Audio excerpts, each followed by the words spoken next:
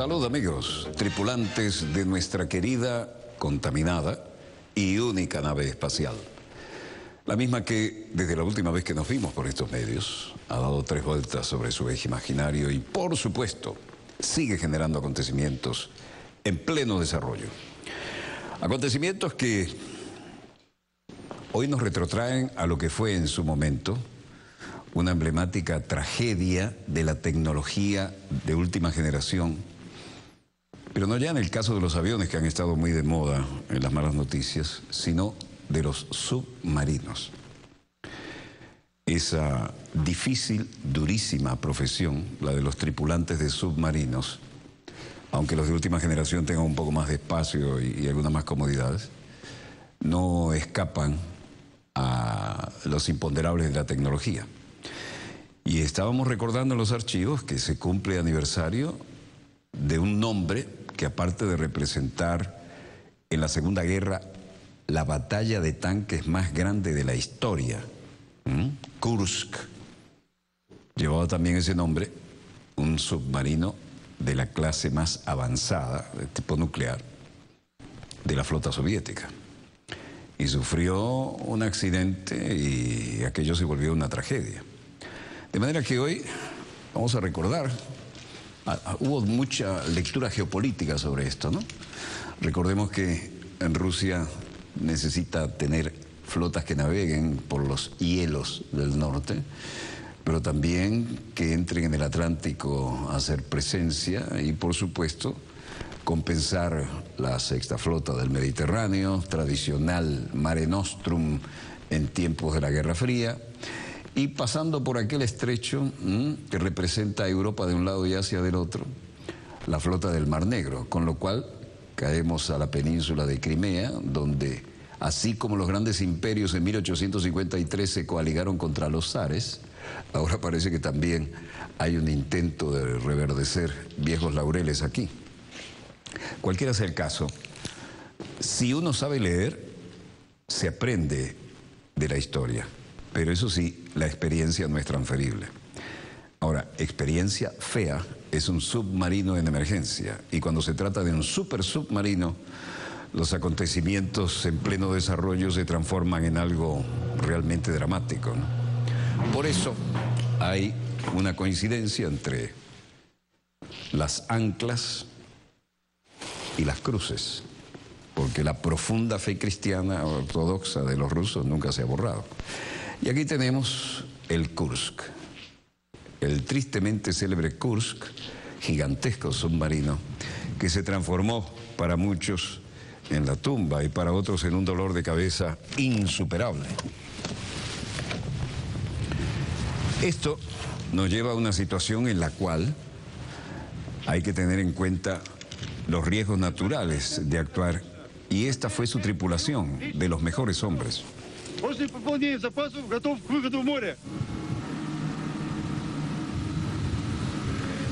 Se necesitan muchos jóvenes, aparte de muy experimentados líderes, ¿no? 15 años del naufragio del Kursk y Rusia conmemora una de las peores tragedias de los submarinos.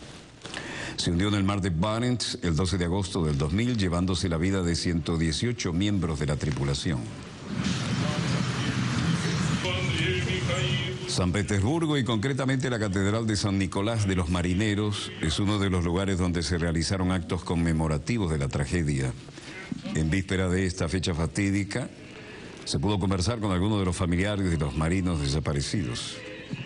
Después de la muerte de mi marido, dijo una dama, me sentí sumergida en un vacío negro.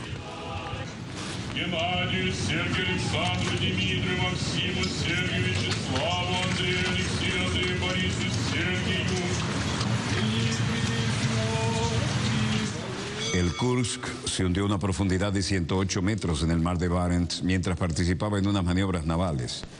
Y la tragedia llamó la atención del mundo entero, ya que se trataba de uno de los submarinos más avanzados y modernos.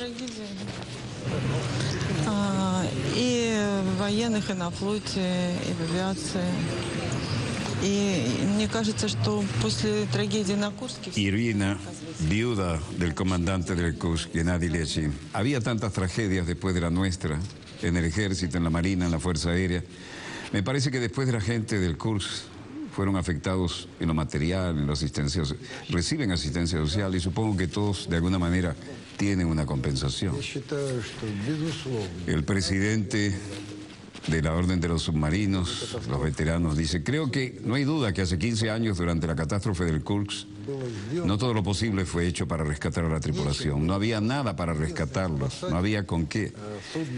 Gigantesco submarino y el único buque de rescate, el Mikhail Rudinsky, estaba en muelle y estaba en Severomorsk.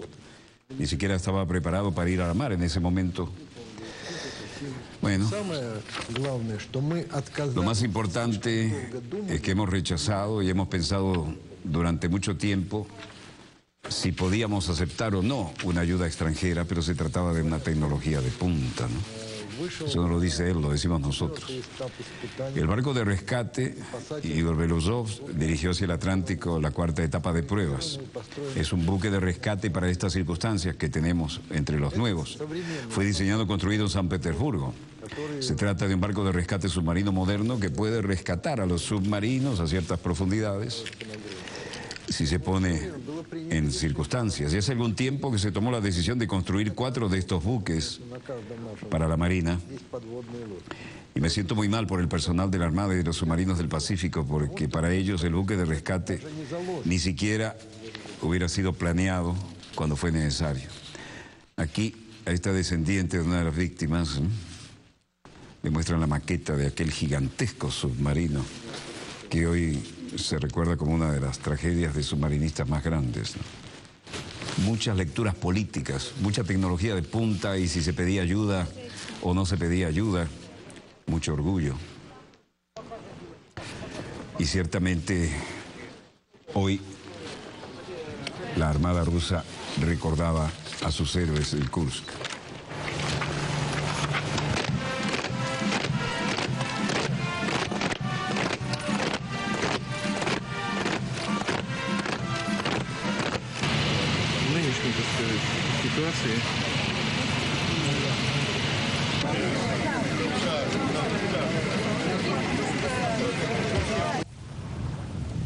El gigantesco Kursk está hoy presente, no solo en los que nos tocó cubrir esa información, que fue plagada de misterios, zonas oscuras y extrañas circunstancias, sino también para aquellos que dejaron allí a muchos familiares. Pero no fue lo último que se recordó hoy, hubo otro tipo de actividad para recordar momentos dramáticos y ahora estamos obviamente en Japón, en Guma.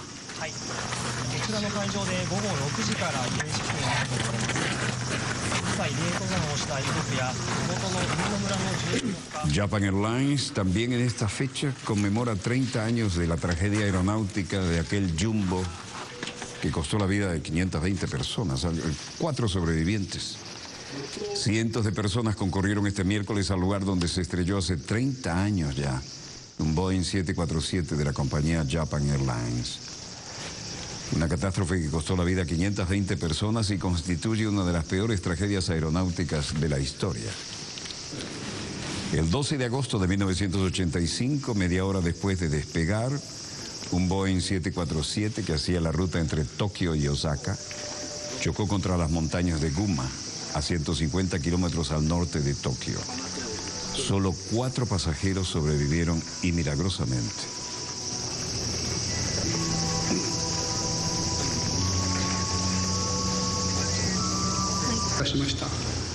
Durante el turbulento vuelo con oscilaciones extremas, los pasajeros comprendieron que iban a morir y muchos de ellos escribieron en el primer papel que encontraron sus últimas palabras. El gobierno determinó en la investigación que la tragedia se debió a una reparación mal hecha 7 años antes del siniestro en un tabique que separa la cabina presurizada de la parte trasera del avión. La pieza se agrietó con el tiempo y generó una ruptura de sistemas hidráulicos, del sistema de control y de timón de dirección y profundidad. Todos los años las familias de las víctimas acuden al monte Osutuka, como acabamos de ver, para conmemorar el accidente y según las imágenes de la televisión, algunos iniciaron la ascensión con velas y adornos florales. Estas fueron las dramáticas fotos de la época del rescate que nos tocó mostrar entonces. Cuando vengo aquí Tengo la sensación de que puedo verla. Es como si estuviera frente a mí. Así dijo a la prensa local un hombre de 81 años que perdió a su hija en aquel brutal accidente. El presidente de Japan Airlines, Yoshihara Ueki, tiene programado asistir a la ceremonia, ya que la empresa busca mantener la memoria del accidente y que no se descuiden nunca más las cuestiones de seguridad. Nunca vamos a poder olvidar ese día, dijo a la cadena Asahi, visiblemente emocionado.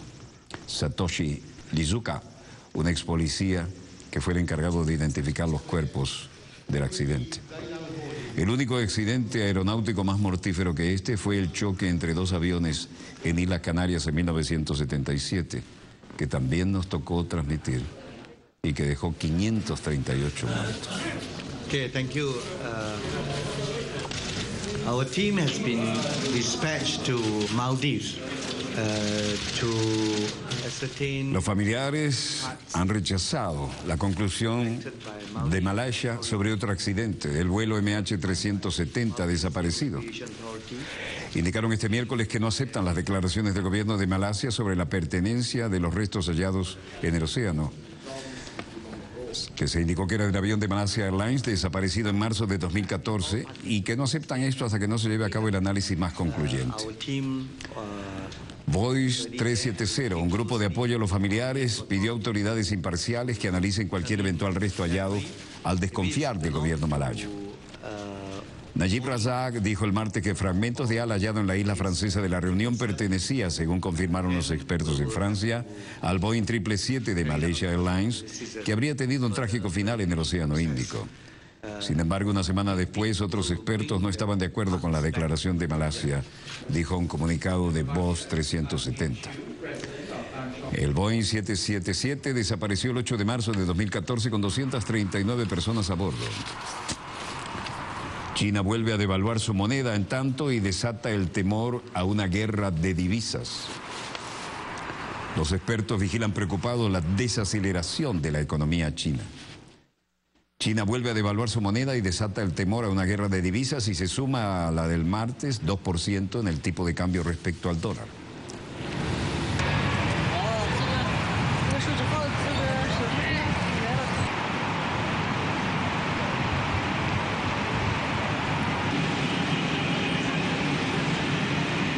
El Banco Popular de China ha vuelto a sorprender este miércoles al anunciar una nueva rebaja de 1,62% del tipo de cambio de referencia del yuan con respecto al dólar.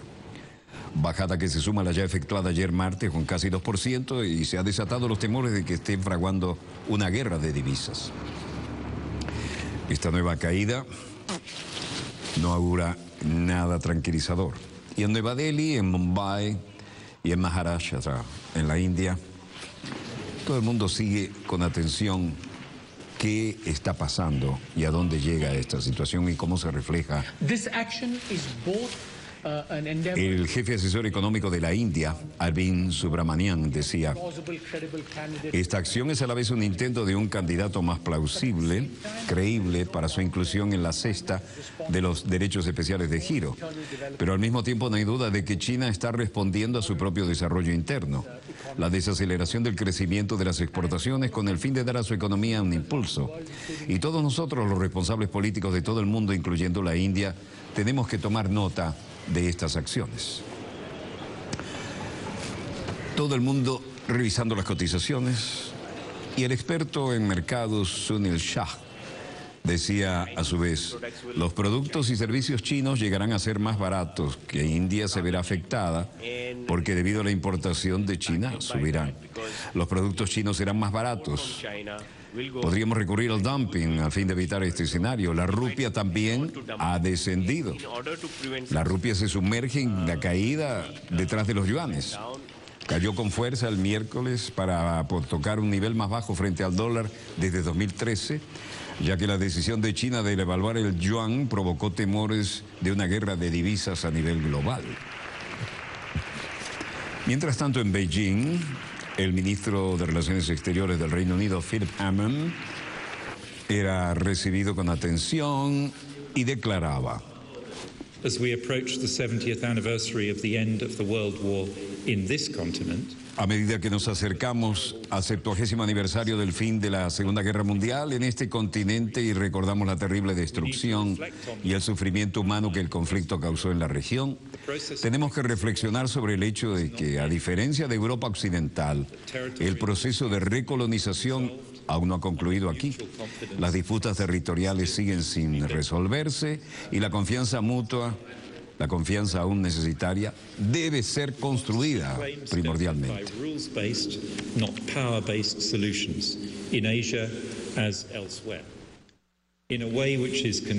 Queremos ver reclamaciones atendidas por las soluciones de energía, no basadas en reglas basadas en Asia como en otras partes, de una manera que sea consistente a largo plazo con la paz y la estabilidad de la región, con la libertad de navegación, la libertad de sobrevuelo, y que sea en conformidad con las normas internacionales y la ley.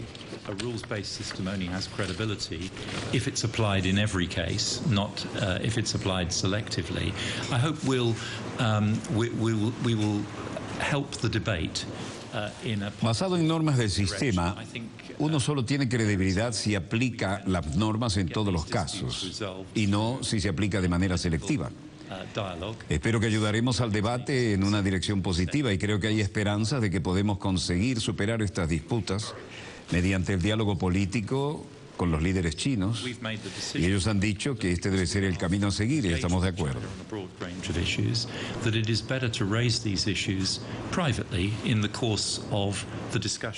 Hemos tomado la decisión de que ya estamos comprometidos con China en una amplia gama de temas, que es mejor plantear estas cuestiones de forma privada en el curso de las discusiones bilaterales que tenemos en nuestra agenda, que nos lleva a una relación más amplia, y eso es exactamente lo que estamos haciendo para hacer frente a la situación.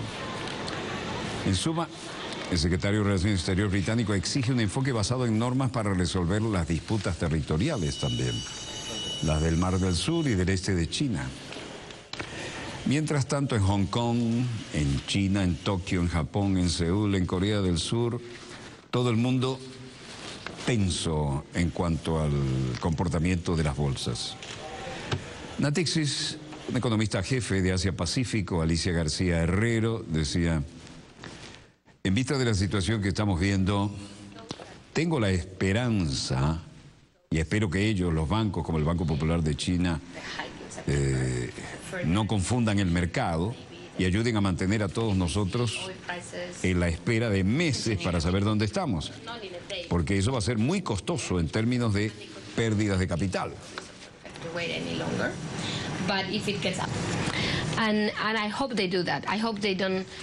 En suma, las bolsas de Asia comienzan a fallar y después China empuja el yuan más abajo de nuevo y las bolsas asiáticas vacilaron después que China permitiera que el yuan cayera bruscamente por segundo día consecutivo, lo que obligó a los inversores a buscar refugio en la deuda del gobierno.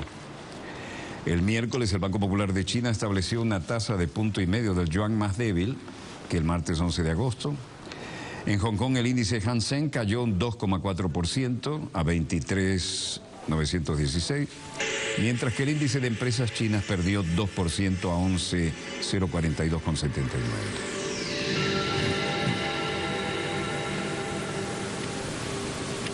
Todas las bolsas de Asia sufrieron. El economista jefe para Asia-Pacífico, Natixis Alicia García Herrero, decía que creía que no habría más recortes en el valor de la moneda para ayudar al crecimiento de las exportaciones. Pero también dijo que espera que el Banco Central podría indicar pronto hasta dónde pretende ir y aliviar al menos los nervios del mercado. En Corea,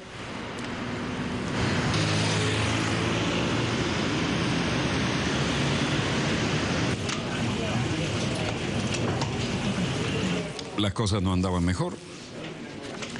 Por otra parte, los índices como el Nikkei de Japón caía un 1,6% al 20.392,77, alcanzando su nivel más bajo en 2 semanas y el registro de su mayor caída en más de un mes.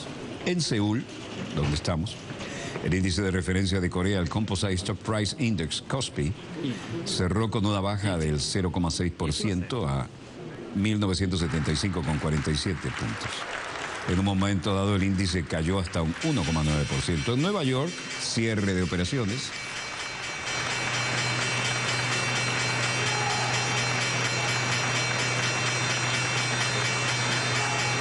¿Por qué tantas sonrisas y aplausos en un momento como este? Bueno, porque cuando le toca a la compañía estar en el balcón, y esta fue Rogers Corporation, todos queremos salir felices en la foto, pero Wall Street terminó plana después de finales del día de rally. Las acciones estadounidenses repuntaron en operaciones en la tarde para finalizar con pocos cambios, como las acciones de energía y Apple se recuperaron, compensando las continuas preocupaciones sobre la desaceleración en China. Los inversores recogieron acciones de empresas de energía que han sido golpeadas por las preocupaciones de China, junto con otras materias primas en las últimas semanas. Los precios del petróleo se recuperaron. El índice de energía de Standard & Poor's subió 1,9% y el mayor positivo de Standard & Poor's 500. Apple, por el que China es un mercado clave, también dio marcha atrás después de caer más de un 3% más temprano a su nivel más bajo desde enero. Terminó 1,5% a $115,24 y fue el mayor factor positivo para los tres principales índices.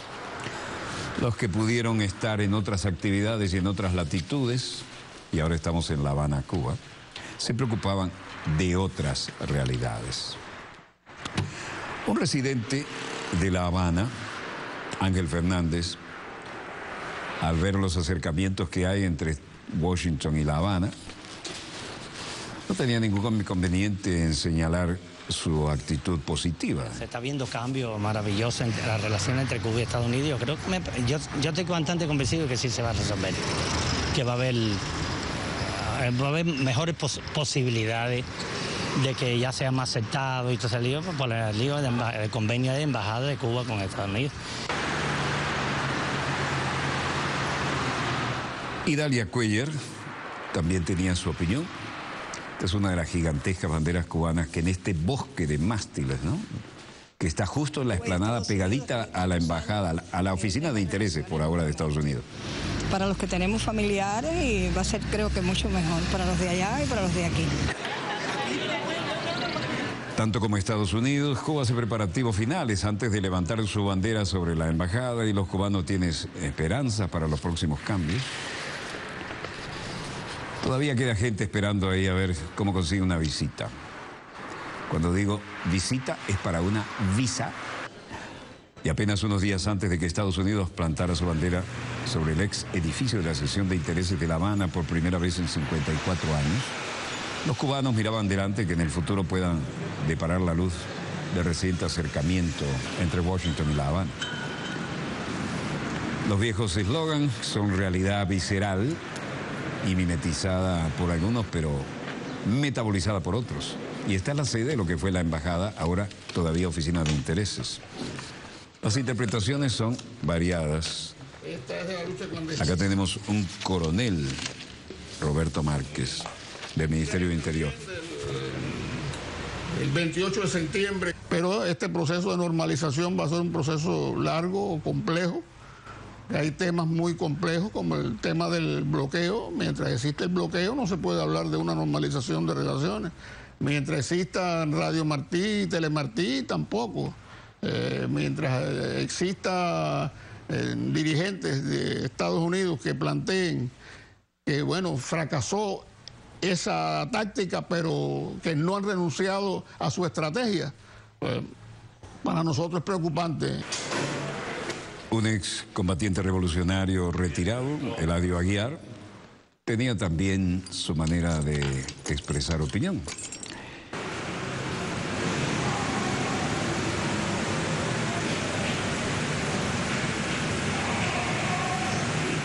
Con nostalgia, viejos trofeos.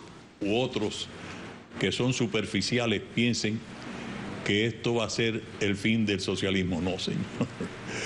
Y piensen que con la desaparición de la generación histórica se acaba el socialismo en Cuba. No es así. Pensaban también que cuando Fidel se apartara de la dirección del país, esto se venía abajo. Hicieron maletas para eso. Fidel se apartó de la dirección del país y ya llevamos unos cuantos años con Raúl al frente de esto. Pero además la revolución ha venido preparando jóvenes para este relevo de la historia. Y hablando de combatientes revolucionarios, coronel retirado del Ministerio de Interior, José Boa Hassan.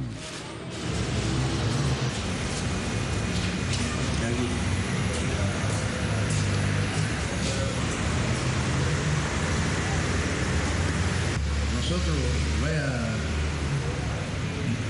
los derechos de autor. Nosotros lo recibimos como un éxito de la política cubana. No nos han podido destruir. Ahora van a utilizar lo que le dice el carril luz. Está bien, ellos van a venir aquí utilizando precisamente los problemas económicos que tenemos, lo van a utilizar, evidentemente van a tratar de captar gente, etc. Pero nosotros también le podemos enseñar muchas cosas a ellos. Otro combatiente revolucionario, veterano de no pocas experiencias y con no pocas medallas, Eladio Aguiar. Para una lucha larga y al final poder vencer todas estas dificultades. Por supuesto, no pretendemos que Estados Unidos se convierta a la distancia vista en un país socialista, ni pretendemos eso tampoco, pero por lo menos que aprendan a convivir civilizadamente con nosotros, que nunca le hemos causado ningún daño a Estados Unidos.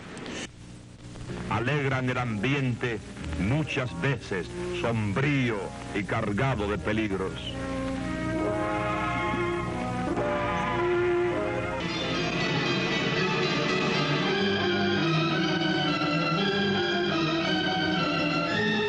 Aquí había, cuando yo era joven, se decía, no se puede luchar contra los americanos, no se puede luchar contra el ejército. Sin embargo, Fidel demostró con el ataque a Moncada que sí se puede luchar contra los americanos y contra el ejército. Que sí se puede. Y lo logramos. Como ves, yo estoy muy flaco. Roberto Márquez, coronel retirado, combatiente de experiencia, Ministerio del Interior, también daba su opinión.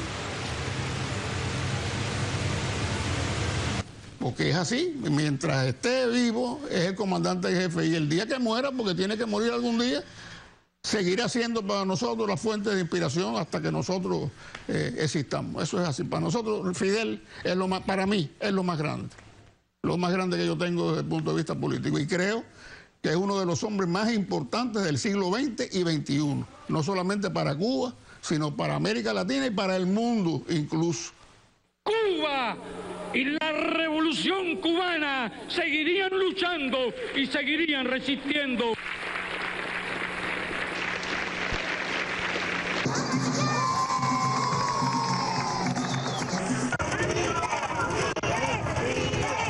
Y me alegro mucho verlo bien. Una prueba más para ustedes que son valientes.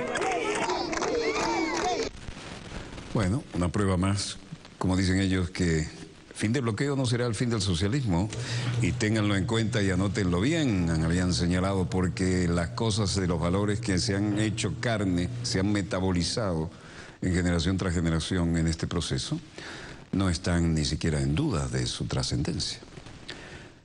No veo en los monitores de satélite nada que supere las informaciones que les hemos brindado hasta ahora. Pero en todo caso, si así fuera, las pagaríamos de inmediato. Hay algo interesante, pero eso ya lo tenemos previsto. Breve corte y volvemos con más acontecimientos en pleno desarrollo. Quiero agradecer la cantidad enorme de mensajes que nos llegan de todas partes de la patria grande y especialmente de la hermana República Argentina, entre otros, no en menor ni mayor número, porque realmente es abrumador. Pero quiero decirles que estamos orgullosos de poder entrar a sus hogares y de que hayan aceptado como alternativa informativa el trabajo que hacemos en Dossier. Como productor y creador de este programa, quiero hablar en nombre de todo el equipo que estamos orgullosos de esa receptividad. Breve corte y volvemos.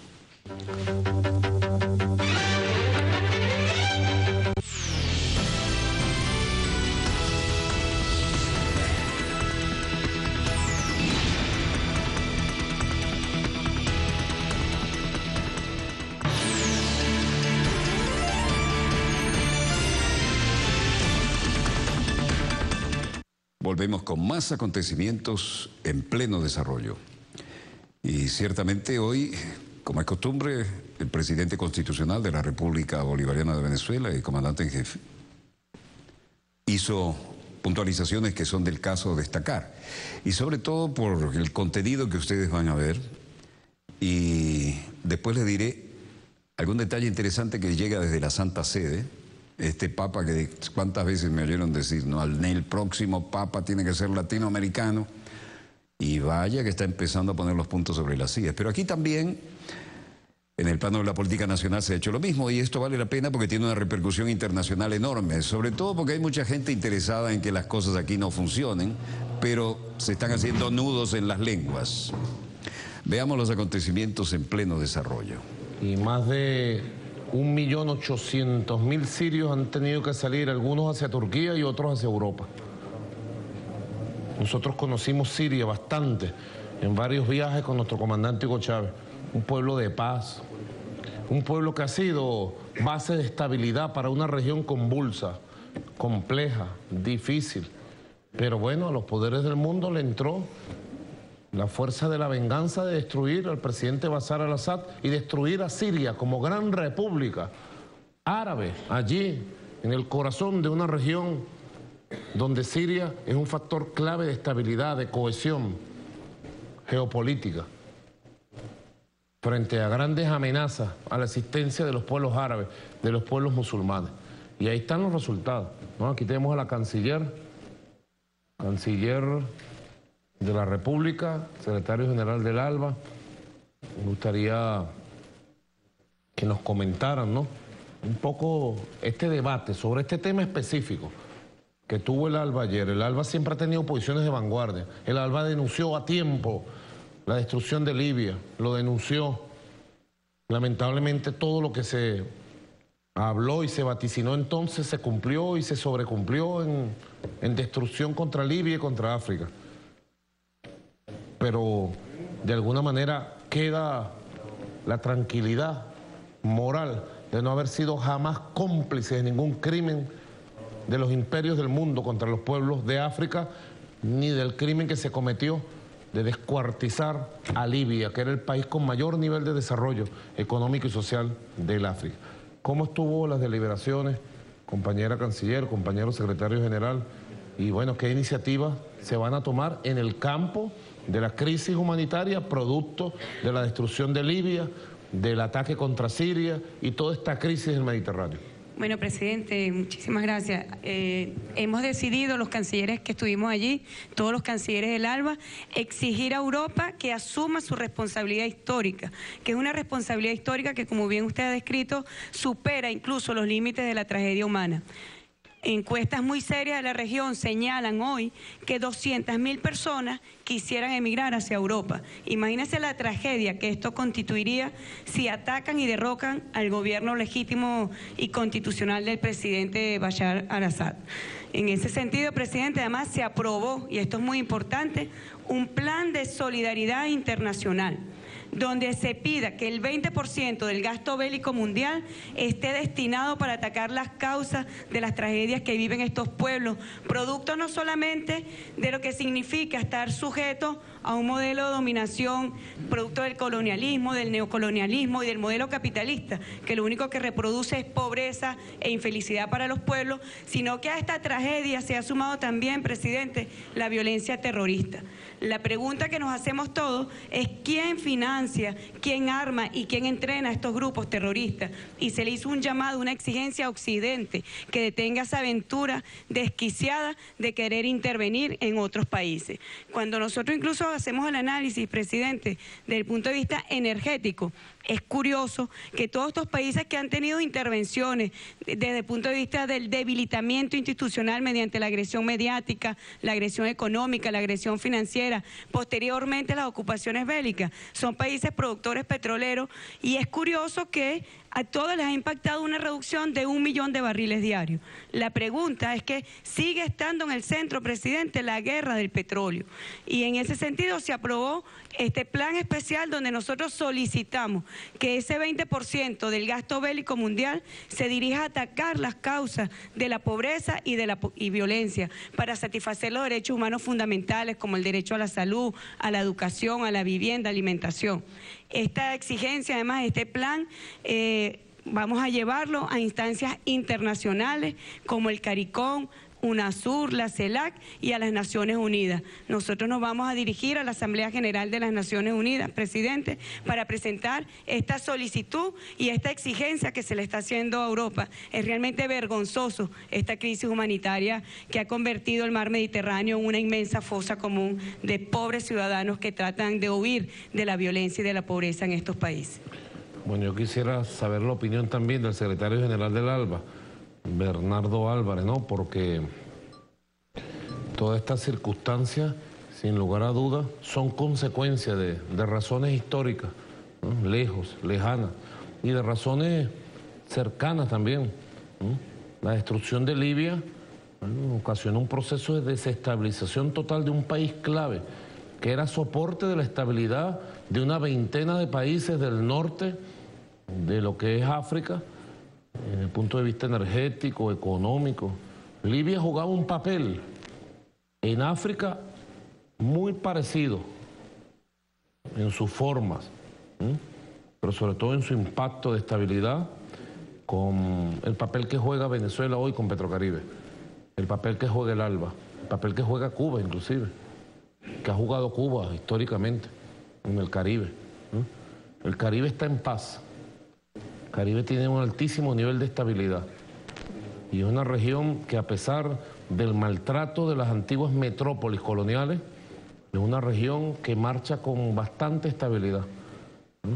El Caribe no está como el Mediterráneo, gracias a Petrocaribe, gracias al ALBA.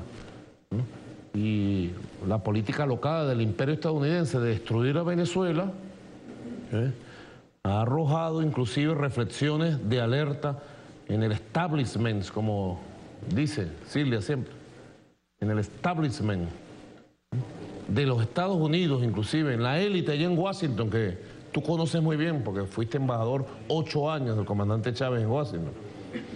Ha originado alertas del peligro de que, ocasionándole un daño a la Venezuela bolivariana, detrás de la caída de la Venezuela bolivariana, hecho negado y transmutado, negado y 1000 veces negado, pero ha surgido la alerta, le estuvieran creando una situación caótica peor que la que tiene en el Mediterráneo hoy, pero ya sería para costas de los Estados Unidos. Para las costas de los Estados Unidos. Serían miles. Los pobres del Caribe se irían por miles a las costas de los Estados Unidos, pero por miles. La estabilidad que hemos logrado con un gran esfuerzo junto a Cuba, el ALBA, en Haití, eso vale, bueno, todas las deudas que tenemos con Haití en la historia, para hablar apenas de una de las cosas que amorosamente, solidariamente hemos hecho y estamos haciendo. Bernardo Álvarez. Sí, presidente, buenas noches. Una de las cosas que es importante recordar es que, siendo usted, por cierto, canciller, los cancilleres del ALBA fueron a Siria, claro, y se reunieron en Siria. En un momento en donde... Empezando la agresión. Así es, y desde el principio el ALBA tomó una posición muy valiente. Y bueno, que creo que se ha cumplido todo esto que en ese momento se planteó. Y una cosa que vale la pena reflexionar, presidente, usted se da cuenta que ya nadie habla de la primavera árabe. Se acabó. La bendita primavera debería producir frutos, lo que produce la primavera. Y ya, pues nadie habla de eso. Se acabó la primavera árabe y, como dice la canciller, lo que estamos viendo ahora es una situación de absoluto colapso. Uno no sabe a veces dónde se expresa en el capitalismo su punto más débil de deterioro. Y yo creo que esto que está ocurriendo con la crisis humanitaria del África es algo que está demostrando un fenómeno que va a tener consecuencias mundiales. Y por eso yo creo que es importante la posición del ALBA de llevar incluso esto a los foros y a las Naciones Unidas ahora en septiembre con una gran fuerza.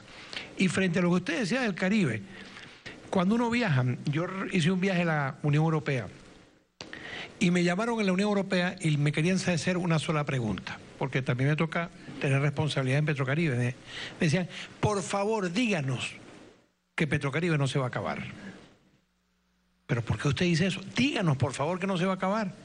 Y yo le dije, ¿pero por qué? Porque si se acaba Petrocaribe, entra en una crisis humanitaria terrible el Caribe. Es una señora de la Unión Europea muy de derecha y yo le dije, ¿por qué usted no dice eso públicamente? Dígalo. Y lo mismo, presidente, ocurre incluso en los propios Estados Unidos. Hay miles de personas, mensajes que llegan. E incluso lo recuerdo cuando Aristide, o cuando sacaron al presidente Aristide, estaba yo ahí en los Estados Unidos, lo que pedían los Estados Unidos a los médicos cubanos, por favor no se vayan, porque si se van, se queda Haití sin médicos.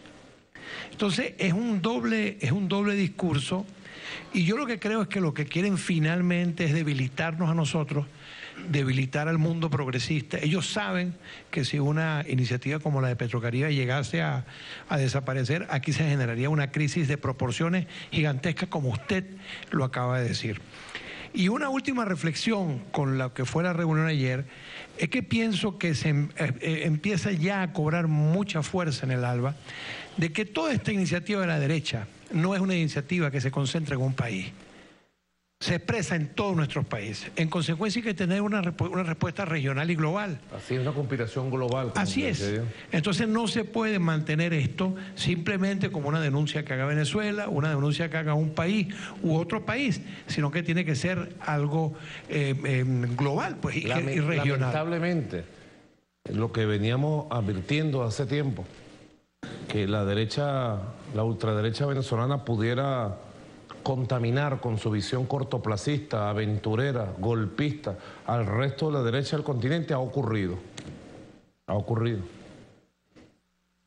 Ahí está la derecha de todo el continente, con una visión cortoplacista, aventurera, desesperada, irresponsable. Y yo creo, de verdad lo creo, por los documentos. Yo tengo varios documentos. Muchos de ellos están corriendo y siendo estudiados. Deberíamos darle copia hoy al movimiento sindical aquí presente. Documentos del Ejército de los Estados Unidos, del Pentágono, no los han desmentido. Tengo 2 meses hablando de eso. No ha salido una palabrita para decir mentira lo que dice Maduro, porque saben que los tengo. Saben que son auténticos. Lamentablemente, el presidente Obama ha lanzado una iniciativa para mejorar sus relaciones con América Latina y el Caribe. Pero lamentablemente, digo yo lamentablemente, porque nosotros queremos relaciones de respeto, de convivencia, de coexistencia con la élite de los Estados Unidos y con todos los Estados Unidos, de respeto con los gobiernos de los Estados Unidos, de coexistencia pacífica. Nosotros construyendo nuestro modelo y allá ellos con su política. Y bueno, regular nuestros conflictos, canalizar nuestros conflictos históricos entre un imperio que nos quiere dominar y nosotros como pueblos que queremos transitar independiente en nuestros caminos del siglo XXI. Nosotros aspiramos a eso, pero el presidente Obama ha lanzado iniciativas de palabra y de acción diplomática. Nosotros tenemos un canal diplomático y así, bueno, la iniciativa sobre Cuba, importante, interesante, donde Cuba se ha ganado su papel gracias a su dignidad y su resistencia. Pero el Pentágono y el Comando Sur es evidente que están operando y actuando con grupos económicos, grupos de acción, rompiendo todas las reglas de juego. Están rompiendo nuevamente todas las reglas de juego. ¿Quiénes estuvieron durante el siglo XX en todos los golpes de Estado que se dieron en nuestro continente? ¿Quiénes lo organizaron? ¿Quiénes lo ejecutaron? Los mismos que hoy están empujando a sus aliados de la derecha continental a una aventura monumental. Monumental. Y nuestro combate va a ser continental también. Con los pueblos, con la verdad, en la opinión pública, en las calles. Y defendiendo la legitimidad del liderazgo que hoy tiene América Latina y el Caribe. No podrán con nosotros, lo digo desde Caracas, Venezuela, capital de la República y de la Revolución. No podrán con los movimientos revolucionarios y progresistas de América Latina y el Caribe. Desde Venezuela lo decimos, con la sangre que nos corre por aquí, mira, caliente sangre de libertadores que tenemos. Sangre caribeña que tenemos aquí, mira, de Guaycaipuro. Fuerza de Guaycaipuro que tenemos, de Negro Primero. de Bolívar, nuestra fuerza de historia, de Chávez, el gigante, de los gigantes de este siglo XXI. No podrán con nosotros. Como no han podido por elecciones, ni podrán por elecciones, entonces vienen con los sabotajes económicos, o en el caso de algunos países de Sudamérica, con la guerra mediática y la guerra judicial para enjuiciar, para deponer, para quitar. Presidenta Dilma, por ejemplo, en Brasil, fue electa hace poco, reelecta, una cantidad gigantesca de votos, millones de brasileños. No les importa. Al otro día estaban conspirando para sabotear el Mundial de Fútbol. Hicieron creer al mundo que el Mundial de Fútbol no iba porque no habían terminado los estadios de fútbol. Y fue el mejor Mundial de Fútbol de la historia de los mundiales de fútbol y de la humanidad. El de Brasil. Exacto, completo, perfecto, bellísimo. Inclusive hicieron creer a la gente de capacidad económica, que era la única que podía comprar las entradas del Mundial de Fútbol, que el Mundial era un desastre. Pero todos estaban allí. Cualquier parecido con alguna gente por aquí cerca no es casualidad. Y fue la presidenta a inaugurar el mejor Mundial de Fútbol, y entonces alguna de esa gente de mucha capacidad económica a gritar, a insultar a una mujer honorable, decente, capaz, gran presidenta del Brasil, la compañera Dilma Rousseff. Si se atreven con Brasil, ¿qué será con el resto? ¿Qué será con el resto? Y en Brasil hay serias amenazas de un golpe de Estado que le den un barniz institucional en los próximos meses. Y así lo denunciamos desde el ALBA, desde Caracas, desde Venezuela, de Bolívar.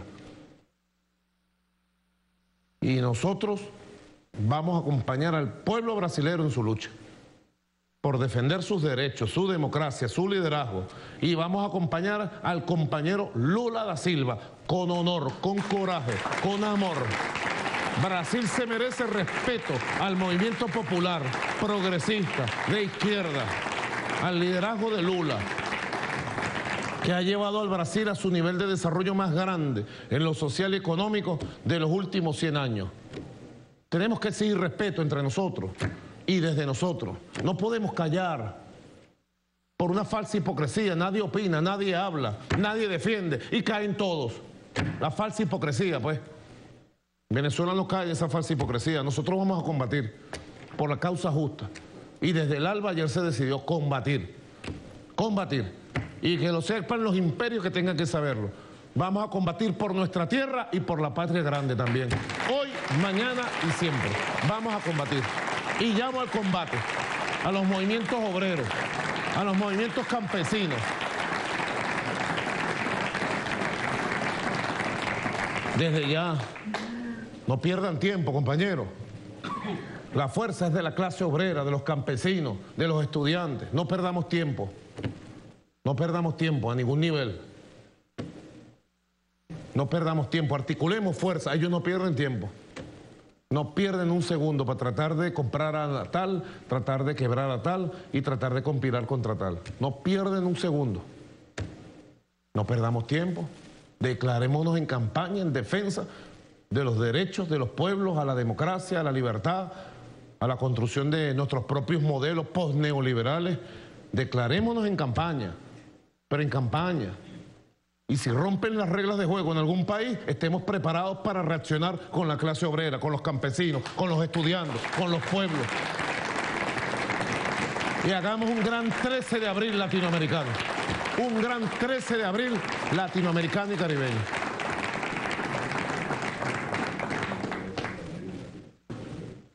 No estamos locos. Sabemos lo que decimos. Y sabemos lo que somos capaces de hacer porque somos los hijos de Bolívar.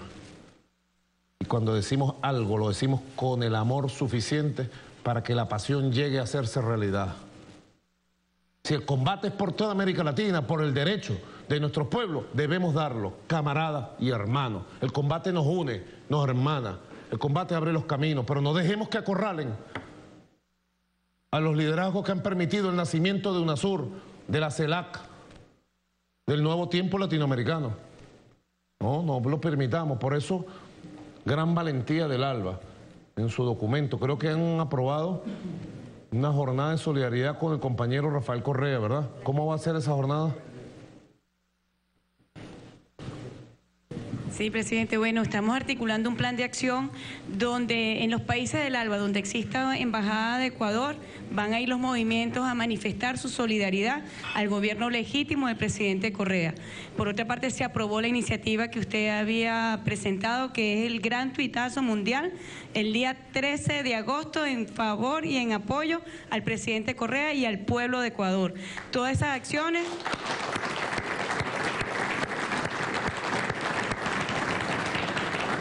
Todas estas acciones, presidente, se están articulando a través de la Secretaría Ejecutiva del ALBA y así como se designó una comisión para acompañar a Ecuador, también decidimos crear una comisión que acompaña el proceso que se está llevando en El Salvador, donde están empleando bandas criminales para generar zozobran la población, para generar inseguridad, y entonces hemos decidido ir un grupo de compañeros de cancilleres del ALBA a manifestarle nuestra solidaridad al gobierno de El Salvador y al pueblo de El Salvador. En Salvador es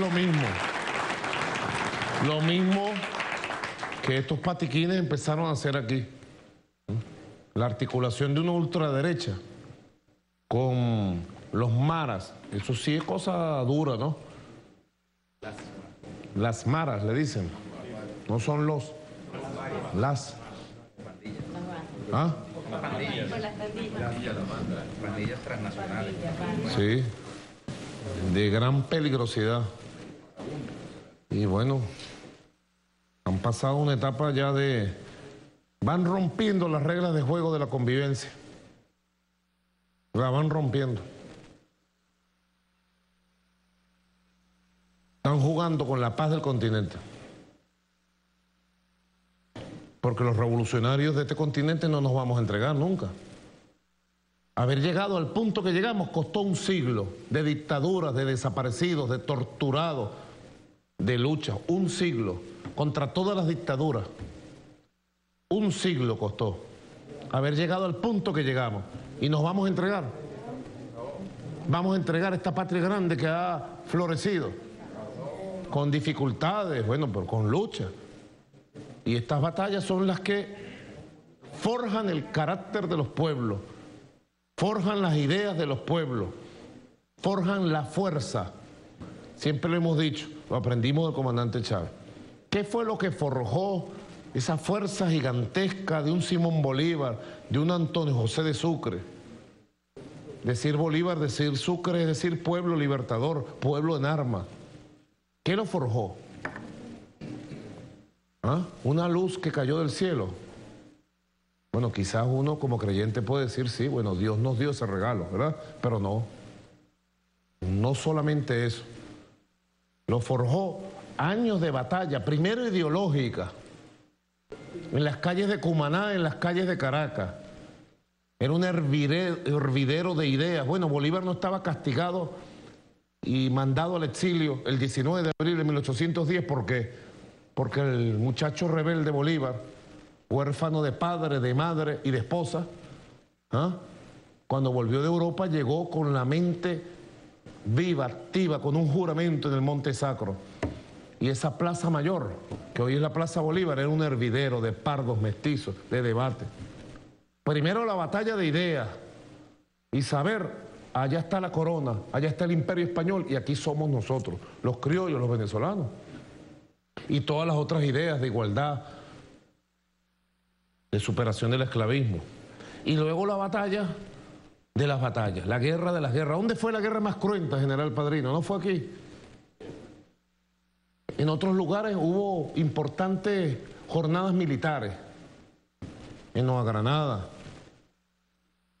en Quito, en Perú, grandes jornadas militares en donde hoy Argentina, Chile y San Martín también forjó un ejército guerrero, duro, y tuvo su paso de los Andes también, y fue el libertador de Argentina, junto a O'Higgins de Chile, y de Perú. Aunque el gran libertador del Perú, sin lugar a duda, el libertador de los libertadores, Simón Bolívar y Antonio José de Sucre, los dos grandes libertadores, junto a San Martín.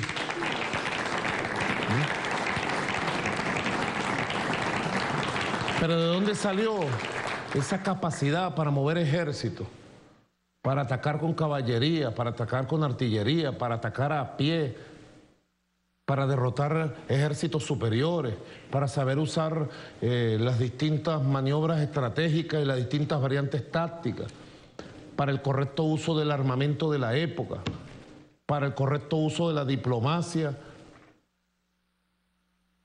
y de la política. ¿De dónde surgió? De una gran batalla que se dio sobre el territorio venezolano. Y de allí surgieron los grandes ejércitos, los grandes jefes, que luego se hicieron invencibles en todo el continente. Así está pasando ahora.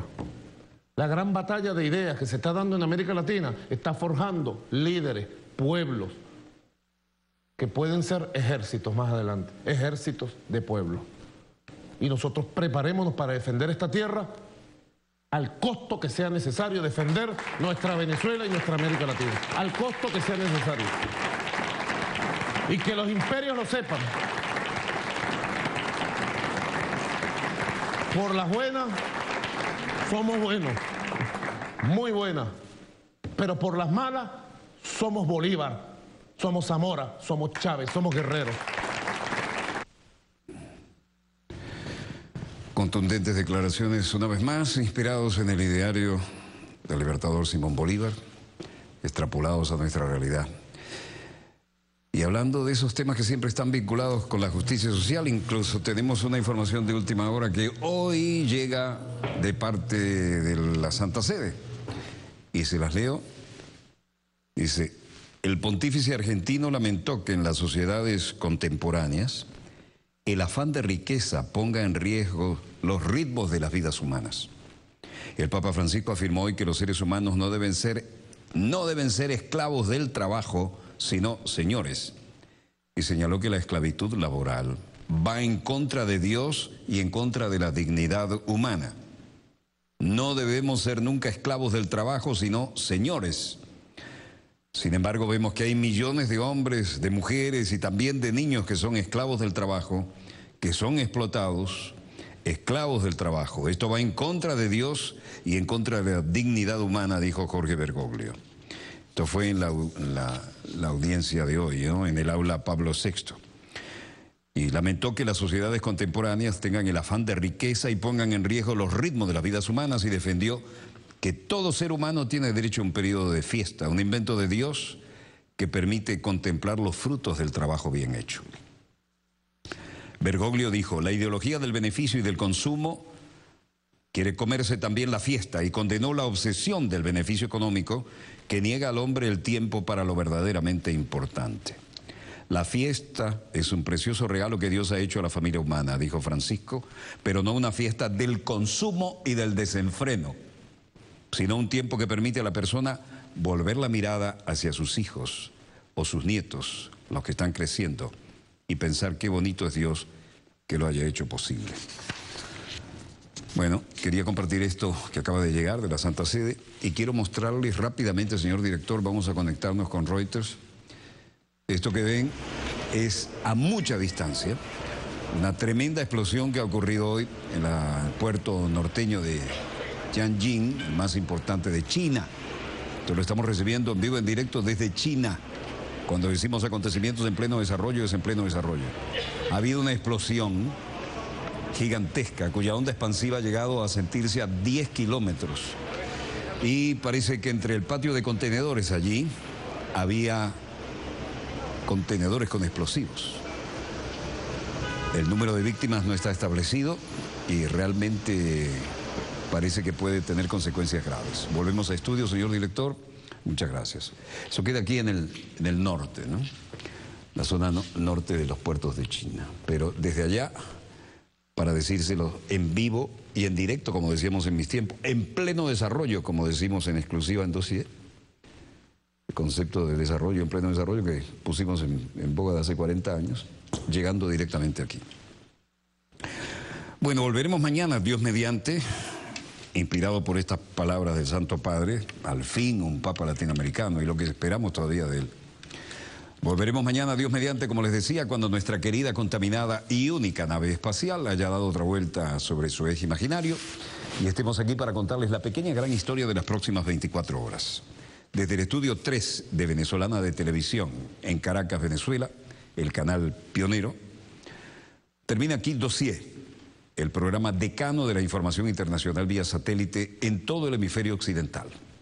Donde quiera que se encuentren, una vez más, gracias por permitirnos estar allí con ustedes. Disponga usted de las cámaras, señor director.